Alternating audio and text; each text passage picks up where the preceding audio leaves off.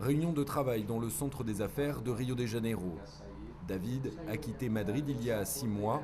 Aujourd'hui, ce constructeur espagnol est venu consulter son avocat et lui soumettre les plans de son projet immobilier qui verra le jour d'ici 1 an dans la baie de Rio. L'Espagne est tombée de 800 000 logements construits par an à moins de 100 000, alors qu'aujourd'hui le Brésil multiplie son parc immobilier de manière exponentielle. Je suis venu vivre ici parce que je savais que mon avenir professionnel était assuré. Une vue imprenable et de gros profits à l'horizon pour David. La croissance économique brésilienne ne connaît pas la crise. Elle s'est élevée à 7,5% en 2010. En Espagne, elle stagne à moins de 1%.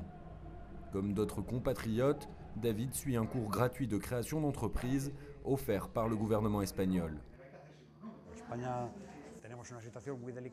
L'Espagne est dans une situation délicate et il nous faudra quelques années pour en sortir.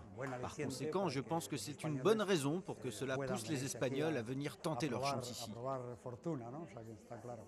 Un conseil que les Espagnols ont décidé de suivre. À Sao Paulo, la présidente de la Chambre de commerce espagnole est débordée. Depuis le début de l'année, le nombre d'entreprises qui investissent au Brésil a augmenté de 30 à 40% par rapport à 2010. L'intérêt croissant de la part des entreprises espagnoles est incroyable. C'est dû non seulement à la crise en Espagne, en France, en Europe et même aux États-Unis, mais aussi aux grandes opportunités d'investissement et commercial que l'on trouve ici au Brésil. Soleil, plage et douceur de vivre, c'est aussi ce qui a poussé Alejandro à quitter l'Espagne, quitte à multiplier les petits boulots. Ce DJ est entré au Brésil avec un visa touriste il y a 1 mois et demi.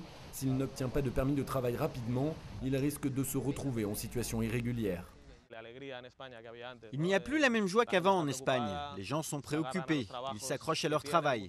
Beaucoup n'en trouvent pas. Ça me semble normal que les gens aillent chercher ailleurs, comme à l'époque où l'Espagne accueillait les immigrés. Les années sont passées, c'est normal. Il faut aller là où la vie est plus facile.